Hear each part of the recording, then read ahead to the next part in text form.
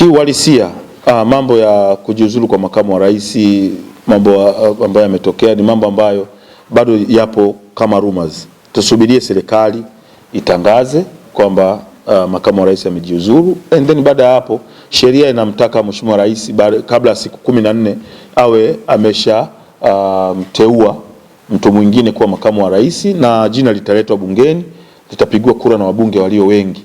Kwa hiyo hatupaswi kwanza kulizungumzia jambo ambalo bado liko kama rumors.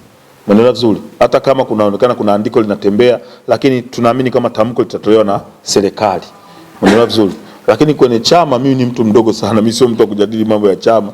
Mimi bado ni kijana mdogo sana. Kwa hiyo chama kinajua nani kitampa nafasi kama huyu kweli atakuwa amejiuzuru, na sisi kwa sababu ni mabunge ambao tumetoka ndani ya chama, tutafuata maelekezo ya chama kuona namna bora ya kuweza kuifanya nchi yetu iweze kusonga, watu waweze kupata pesa za kwenda kuwekeza kwenye mifuko yetu ya Timiza na Timiza Plus Fund.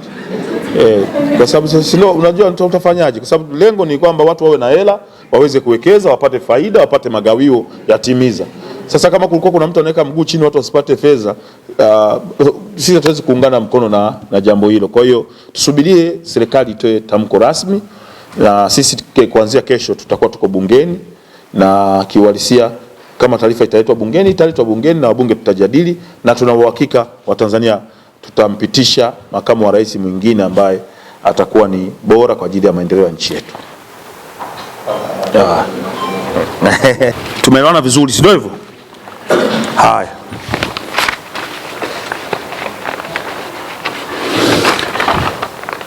Kwa mara nyingine, ndugu zangu waandishi wa habari, habarini za sasa hivi, nawakaribisha sana hapa Serena Hotel. Mmewasikia viongozi kutoka Zan Security wakielezea namna ambavyo wanaenda kuokoa hivi vilio ambavyo viko mtaani. Mimi Clayton Revocatus Chipando Baba Levo, mbunge wa jimbo la Kigoma mjini, kwa nini nimekubali kwenda kufanya kazi na Zan Security? Moja, kilio kinacholia kwa wananchi, msifikiri kinalia Dar es Salaam peke yake. Hawa watu ambao wanakusanya hela za watu wakisema ni kikoba, wengine wanakusanya hela za watu wakisema wanaita mchezo, wengine wanakusanya hela za watu wanaipa majina mengine yoyote ambao wanayajua wao. Lengo lao huwa ni moja. Wanakusanya hela za watu and then wanaenda kuzifanyia biashara zao huko za mtaani. Wakizifanyia biashara za mtaani, kwa bahati mbaya zile biashara zao za mtaani zikifeli, matokeo yake ndio yule mtu anashindwa kuwarejeshea pesa wale wenzake ambao amekusanya pesa zao. Na ndio maana nikaona hii fursa kutoka Zan Security kupitia hii mifuko yao miwili, tunazungumzia Zan Timiza afu tunazungumzia Timiza Plus Fund. Ni mifuko ambayo iko the same kabisa na mambo ambayo watu wanaekeana hela huko mtaani, lakini yenyewe iko katika mfumo ambao ina security ya kutosha kumfanya mtu awe na uhakika na gawio lake pale ambapo anataka kulichukua. Narudia tena, hii unasikia sui huyu kachukua hela zetu kakimbia, huyu kachukua hela zetu tumechanga hela zetu za mchezo kakimbia nazo, huyu hela za kikoba, wanaletwa kwenye ofisi ya mbunge. Ukitembea kwa wabunge wengi watakutana na hizo kesi. Wananchi wanakusanyishwa hela na mtu mmoja, wanamuita kijumbe, and then huyo kijumbe anachokifanya yeye, zile hela kishazikusanya kwa watu, anaenda kuzifanyia biashara zake yeye mwenyewe. Sasa uhakika wa hizo biashara zake ndio ambao unakuja kuleta tatizo baadaye. Biashara zake zinafeli, anawafelisha na wenzake wote kwa pamoja. Lakini kupitia Zan Security, kupitia hii mifuko, na ndio maana wakati nimeenda kukutana nao, nimekutana mpaka NMB wameweka kama wao ndio watakuwa wanalinda ile huo mzigo wote ambao sisi tutakuwa tunakusanya kuwekeza kwenye hii mifuko ya Timiza Plus Fund na Zan Timiza ETF. Ndugu zangu wa Tanzania, acheni kuweka hela zenu kwa matapeli. Sisi kama viongozi wa umma tunaumia sana kuona mtu muuza nyanya aliwekeza hela zake sijui 50,000 au 20,000, alafu mwisho wa siku yule mtu aliwekeza hela anapotea nazo. Tunaumia sana, na ndio maana nimekubali kwamba sasa ni muda wa kutoa darasa, na nitatembea mikoa yote, majimbo yote kwa kuungana na waheshimiwa wabunge wenzangu kwenda kuwasaidia wananchi ambao wanatapeliwa na matapeli ambao wanawadanganya kwamba kuna kikoba, sio kuna mchezo wanacheza, sio kuna mtu anaitwa Kijumbe. Kupitia ZAN Timiza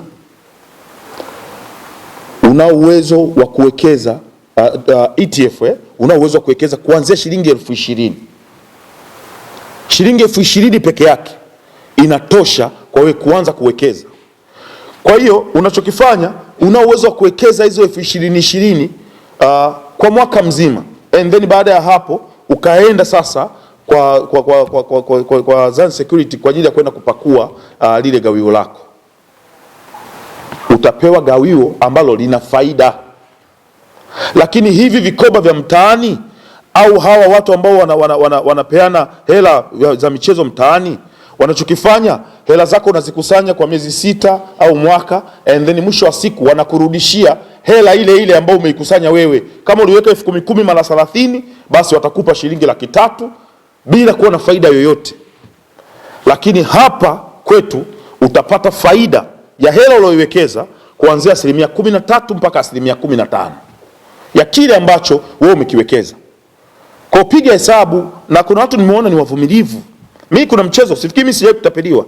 Mimi nilicheza mchezo, Kijumbe yuko China. Mtu akunigawia hela yuko China, nimecheza mchezo. Tena tunaweka hela nyingi nyingi, anasema kila baada ya siku 3 tunaweka 150,000. Mnaelewa vizuri? Kila baada ya siku 3, siku 4. Kila baada ya siku 4 unaweka 150,000. Kila baada ya siku 4 unaweka 150,000. Kijumbe yuko China.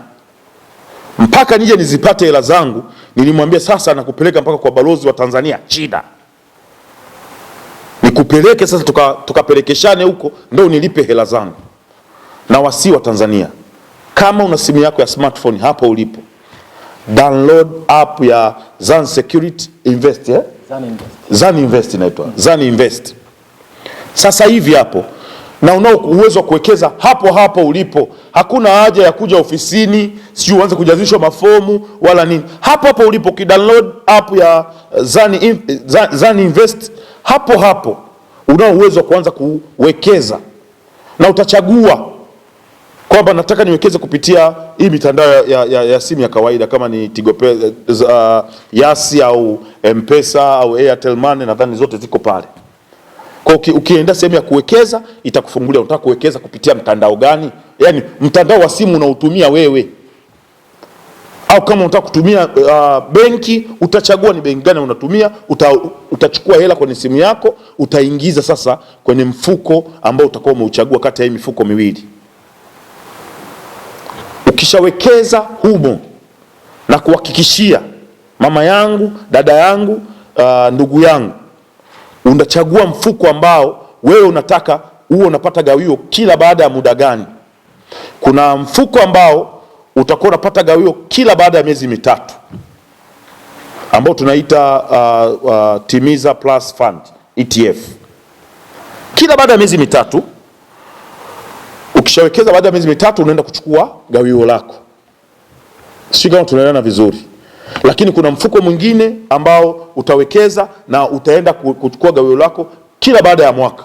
Kwa hiyo utachagua wewe, umepewa option ni ipi ambayo wewe unataka. Kuna mtu mwingine ana malengo yake.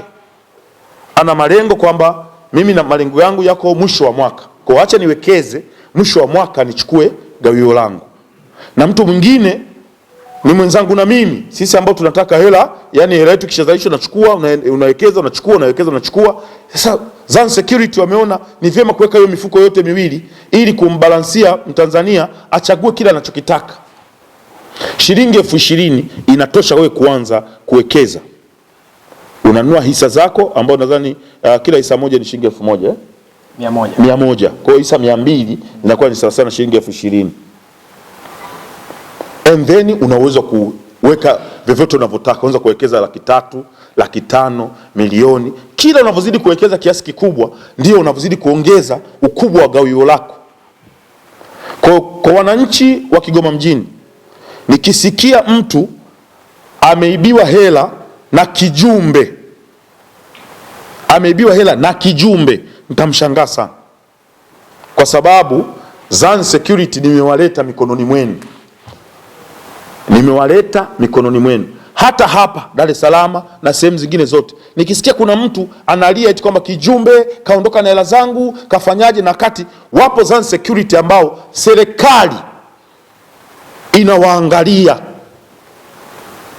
wako kisheria kwa ajili ya kuhakikisha Watanzania wanapata faida kwa kile wanachokiwekeza. Na ninawaonya, na nitaongea na waziri wa mambo ya ndani, nitaongea na waziri wa fedha, waweze kuwadhibiti hawa watu ambao wanaitwa vijumbe huko mtaani. Waziri wa mambo ya ndani anahusika na mambo ya polisi, kamata vijumbe wote, kwa sababu mchezo wanaocheza ni mchezo wa kutumia hela za wenzao kuzungusha kwenye biashara zao na kuwafanya hawa watu waliowekeza hela zao wawe na hofu muda wote. Kigoma tulipata shida moja, kijumbe alikufa ghafla.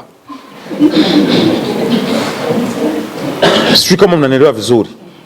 Na msako kawa, sasa tunataka tuhakikishe amekufa kweli au ameamua kutangaza kifo kakimbia na hela. Sijui kama tunaelewana vizuri. Lakini kwa bahati mbaya tuligundua kweli alipata ajali kwenye basi na akafariki. Sasa kimbembe kikawa namna ya wale watu kuweza kudai pesa zao. Lakini Zan Security hii ni kampuni. Leo tumeona tuko na ndugu zetu hapa, kesho wanaweza wakapanda cheo zaidi, wakaja wengine tukakaa nao hapa, hawa wakawa hawako kwenye kitengo hichi ambao wako sasa hivi. Mnaelewa vizuri? Kwa hiyo hii ni kampuni, haiendeshwi na mtu mmoja. Na wasi sana wa Tanzania, achaneni na vijumbe. Download app ya Zan Invest ambayo ipo kwenye simu yako hapo. Nenda download, utapewa tu hatua chache za kujiunga. Jiunge, ni bure, wala hutaki kulipia chochote kujiunga. Kujiunga ni bure kabisa. Ukiwa tu na namba yako ya NIDA inatosha. Ukiwa na namba yako ya NIDA ukishaweka pale na namba ya simu inatosha kabisa. Kama una account namba ya benki utaweka, and then utaanza kuwekeza kidogo kidogo. Alafu kingine niwaambie nyinyi wote mashahidi, huko kwa vijumbe ukiwekeza, kama ni mchezo mnacheza kila siku shilingi wanabishana.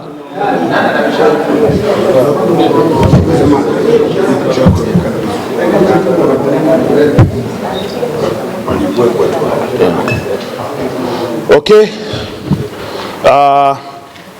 Ndugu waandishi wa habari, nashukuru sana kwa mara nyingine leo tumekutana hapa katika hoteli ya Serena na Dar es Salaam, na pia nafurahi kuona mmejitokeza kwa wingi kama tulivyozoea katika presi zetu za kila siku, na hii inaonyesha kwamba mimi na nyie bado tuko pamoja kama tulivyoanza hapo zamani. Na kiuhalisia niwaahidi tu kwamba siku zote nikikutana na nyie sitowaacha bila kuachia fursa tofauti na uandishi wenu wa habari. Leo niko hapa mbele yenu na uongozi kutoka Zan Security. Zan Security ni nini? Inafanya nini? Ina faida gani kwa wananchi na hata kwa nyie waandishi wa habari? Leo hapa tutaichambua vizuri na mwende mkawape taarifa wa Tanzania kwamba mbunge wa jimbo la Kigoma mjini Baba Levo ameungana na Zan Security kuhakikisha Watanzania wanaweza kuwekeza katika maisha yao. Tunao wataalamu hapa, atajitambulisha, lakini naye mama yangu pia hapa atajitambulisha ili twende kwa pamoja. Tutaki kutumia muda mrefu sana, tutatumia muda mfupi, lakini tunaamini message itafika kwa Watanzania na itafika kwa kila mtu ambaye anateseka. Nadhani mnajua kwamba sasa hivi kuna trend inasambaa mtandaoni kwamba kuna watu wanawekeza hela kwenye upatu, sijui vikoba.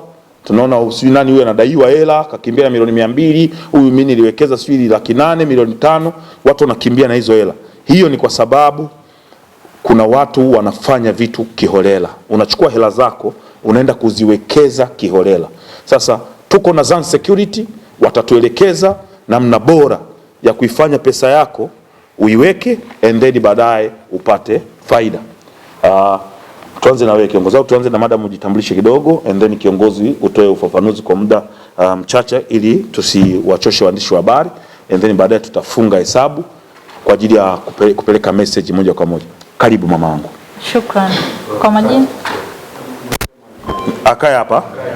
Hapa. Kesho ukiwa hauna 20,000 inakuwa kesi tena kwako.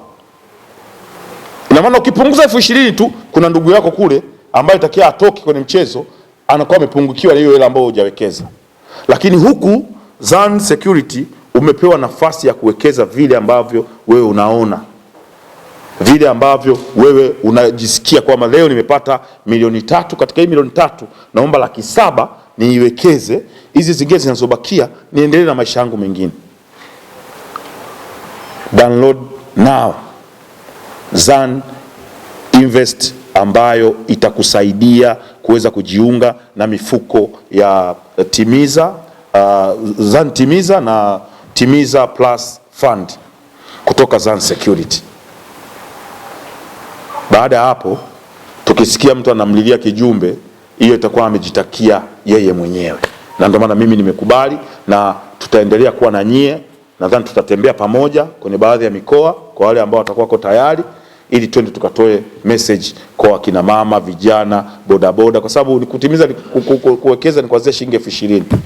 Kwa naamini hata nyie waandishi wa habari mna uwezo wa kuanza kuwekeza sasa hivi ili baadaye muweze kupata faida. Haya, kuna mtu yote ana swali kuhusiana na hilo?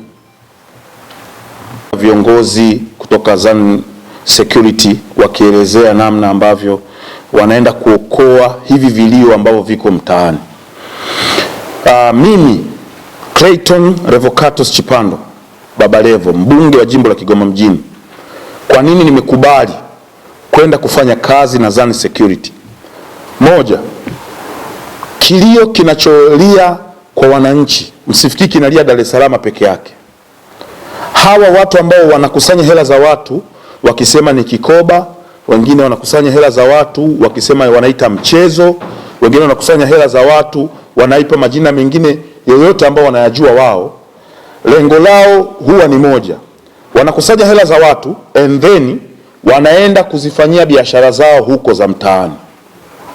Wakizifanyia biashara za mtaani, kwa bahati mbaya zile biashara zao za mtaani zikifeli, matokeo yake ndio yule mtu anashindwa kuwarejeshea pesa wale wenzake ambao amekusanya pesa zao. Na ndio maana nikaona hii fursa kutoka Zan Security kupitia hii mifuko yao miwili, tunazungumzia Zan Timiza afu tunazungumzia Timiza Plus Fund. Ni mifuko ambayo iko the same kabisa na mambo ambayo wao watu wanaekeana hela huko mtaani, lakini yenyewe iko katika mfumo ambao ina security ya kutosha kumfanya mtu awe na uhakika na gawio lake pale ambapo anataka kulichukua. Narudia tena, hii unasikia sijui huyu kachukua hela zetu kakimbia, huyu kachukua hela zetu, tumechanga hela zetu za mchezo kakimbia nazo, huyu hela za kikoba, wanaletwa kwenye ofisi ya mbunge. Ukitembea kwa wabunge wengi watakutana na hizo kesi. Wananchi wanakusanyishwa hela na mtu mmoja, wanamuita kijumbe. And then huyo kijumbe anachokifanya yeye, zile hela kishazikusanya kwa watu, anaenda kuzifanyia biashara zake yeye mwenyewe. Sasa uhakika wa hizo biashara zake ndio ambao unakuja kuleta tatizo baadaye. Biashara zake zinafeli, anawafelisha na wenzake wote kwa pamoja. Lakini kupitia Zan Security, kupitia hii mifuko, na ndio maana wakati nimeenda kukutana nao, kiongozi hapa atatuelezea Zan Security ni nini, na tuache kuwekeza kwenye mitaa huko mitaani, tuwekeze kwenye mifuko gani ambayo iko ndani ya Zan Security na faida ya kuwekeza. Atatuambia kwa dakika 10 inatosha kabisa kwa ajili ya kuweza kupita. Karibu mtaalamu. Asante sana ndugu waandishi wa habari, habarini za asubuhi. Kwa majina naitwa Isaac Lubeja, mimi ni mkuu wa idara ya ushauri kutoka kampuni ya Zan Securities. Tunapozungumzia kampuni ya Zan Securities, hii ni kampuni ambayo inadili na wakala wa soko la hisa wa Dar es Salaam, lakini pia ushauri wa uwekezaji na msimamizi wa mifuko ya uwekezaji. Kwa muda mrefu sana tukizungumzia uwekezaji, mtu anafikiri kwamba uwekezaji ni kwa ajili ya makundi maalum ya watu ambao wana kipato fulani.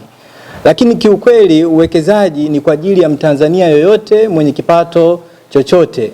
Leo tunakuja kuandika historia katika ukurasa wa uwekezaji Tanzania kwa kumpatia fursa kijana, mwalimu, mpishi, mtu yoyote, mfanyabiashara, mjasiriamali kuanza kuwekeza katika maeneo ambayo ni salama.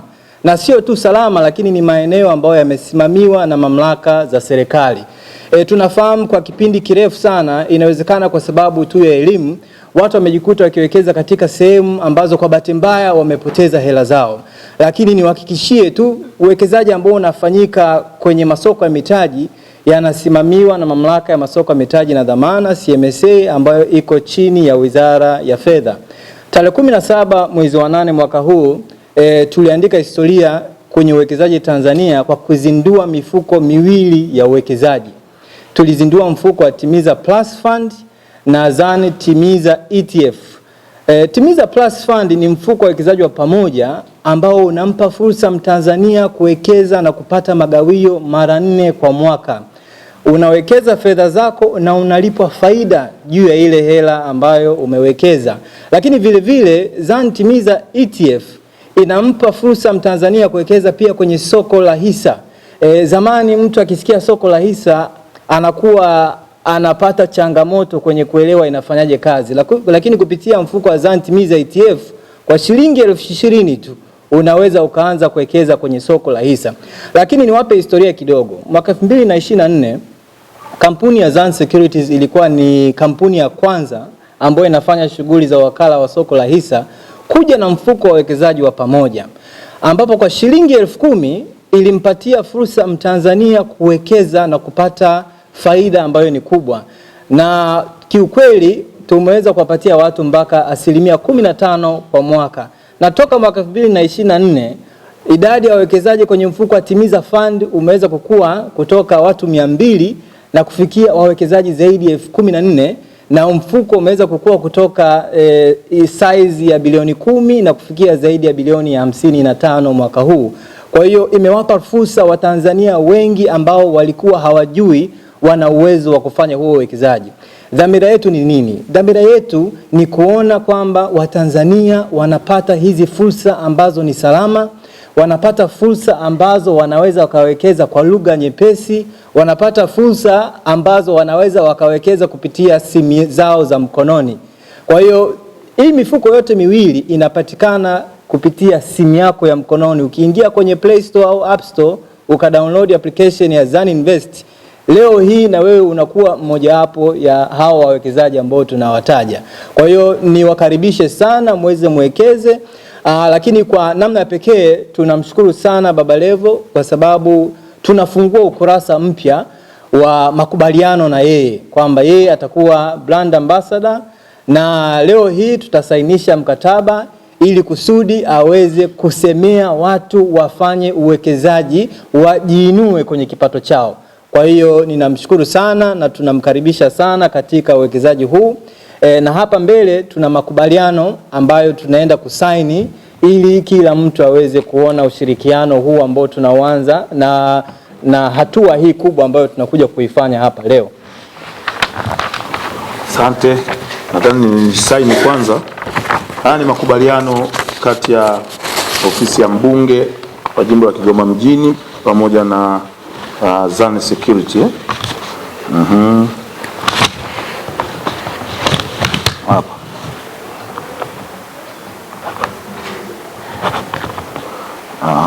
Haya, hapa aje level kwa mtoto wangu, njoo usaini hapo, kifungo tutafungwa wote. Saini hapa kama wewe sasa ndio utakuwa hapa. Okay, sawa. Upande wenu tumalize ili tuendelee na mambo mengine.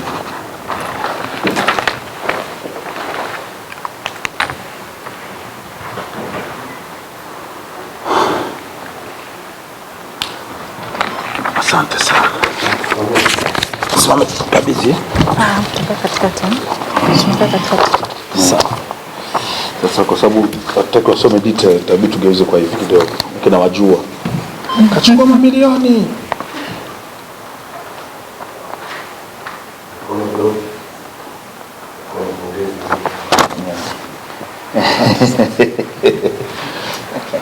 Mambo ni mazuri sana. Haya, sasa sogea hapa sasa ndugu yangu tuweze kuongea na tayari ushakuwa balozi. Yes. Neno lako kubwa kwa Watanzania. Ni kweli mimi nishawahi kuwa nacheza hiyo michezo ya kuweka hela, na kwanza siku ile ambayo natakiwa niweke hela nikiwa sina hizo simu ninazopigiwa na message inayotumiwa ni kama vile sasa kuna mtu labda nimemtoa roho. Umeelewa vizuri? Lakini pamoja na hayo yote bado kwenye namna ya kupata lile gawio langu bado ikawa ni heka kumtafuta huyo kijumbe, kwa sababu alikuwa yuko China. Sio kama tunaelewana vizuri. Na ndio maana natoa rai kwa Watanzania. Najua watu wengi sana wanapenda kuwekeza hela zao ili baadaye wazichukue kwa pamoja. Sasa ili uziwekeze na uzichukue kwa pamoja na faida, ndio maana tumewaletea Zan Security ambayo ina mifuko miwili. Kuna Zan Timiza na Timiza Fund ETF. Na pia tumetoa rai kwa serikali kupitia Wizara ya Fedha iweze kukomesha hawa watu wanaojipa mamlaka ya kushika hela za watu, hawa vijumbe, kwa sababu vilio vimekuwa vingi katika nchi yetu ya Tanzania. Watu wanalia wamezulumiwa pesa zao. Sasa kwa sababu kuna watu ambao wanafanya hii kazi rasmi na wanafuata sheria zote za serikali, wanafuata sheria zote za nchi katika uwekezaji, ndio maana tunashauri Watanzania wawekeze huku ili wao wanapata faida yao ya uhakika kuliko kuwekeza tu kwa mtu ambaye humjui au umekutana naye tu juu kakushawishi unaanza kuweka pesa zao. Kwa tunaomba serikali itusaidie kudhibiti hawa vijumbe ili Watanzania waweze kuwekeza katika mifuko ambayo inajulikana kisheria.